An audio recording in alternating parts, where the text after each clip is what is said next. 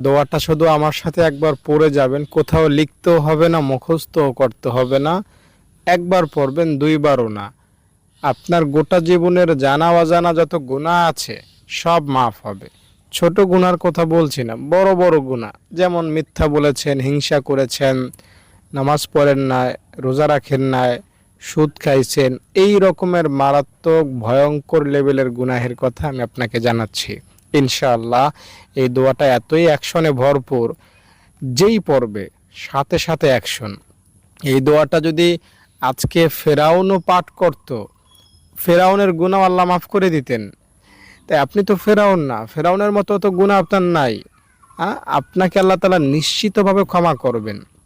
দোয়াটা পড়লেন মানে নিষ্পাপ হয়ে গেলেন, বাবু একদম মায়ের পেট থেকে বের হয়েছেন ওই রকম হয়ে যাবেন।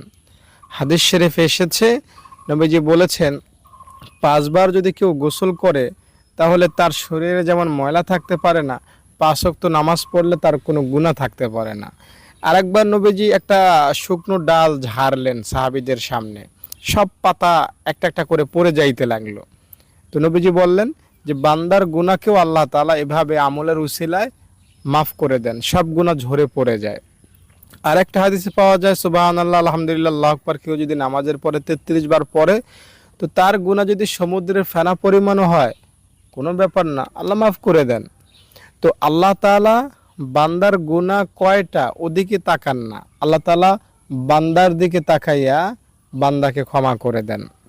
আমি যে দোয়াটা আমি এখন আপনাকে বলবো, বিশ্বাস নিয়ে ভরসা নিয়ে দোয়াটা একবার পাঠ করবেন, ইনশাআল্লাহ আপনি শিশু হবেন। দোয়াটা আপনাকে বলছি তার আগে অনুরোধ করব, একটা লাইক করেন এবং কমেন্টে আমিন লেখেন। যারা লাইক করলেন, কমেন্টে আমিন লিখলেন, আল্লাহ তাদের মনের আশা তুমি পূরণ করে দাও, তাদের গুনাহ তুমি মাফ করে দাও, আল্লাহুম্মা আমিন।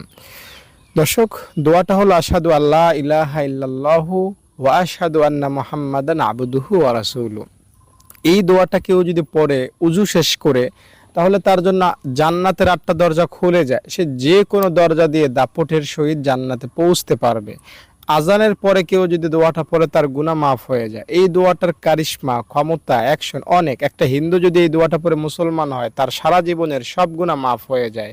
তাই আপনিও যদি এই দোয়াটা আজকে পাঠ করেন, মন থেকে, দিল থেকে, অন্তরের গহীন থেকে, কোনো গুনাহ থাকবে না। দায়িত্বর সাথে বলছি, দোয়াটা পাঠ করার নিয়ত করবেন যে আমি অতীতের গুনাহ ক্ষমা পাইতে চাই, ভবিষ্যতে আর গুনাহ করব না, এই আশায় দোয়াটা পাঠ করছি। ব্যাস, তাহলেই আপনার সব গুনাহ মাফ হবে, শিশু হবেন, নিষ্পাপ হবেন, কোনো গুনাহ থাকবে না। যদি ভিডিওটি ভালো লেগে থাকে লাইক করে যান, কমেন্টে আমিন লিখে